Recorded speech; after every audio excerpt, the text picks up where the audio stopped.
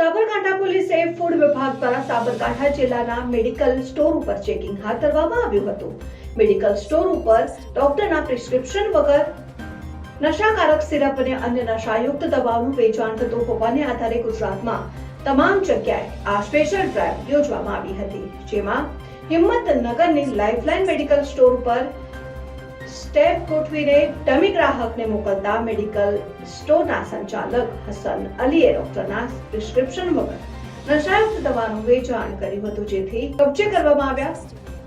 હિંમતનગર ખાતે આવેલી metro medical ખાતે પણ મેડિકલ સ્ટોરના સંચાલક શકીલભાઈ અબ્દુલ રજા મંસૂરીએ ડોક્ટરના પ્રિસ્ક્રિપ્શન વગર નશા એક દવાનું વેચાણ કરતા પોલીસે તમામ ટેબ્લેટ અને સિરિંજ જપ્ત કર્યા હતા.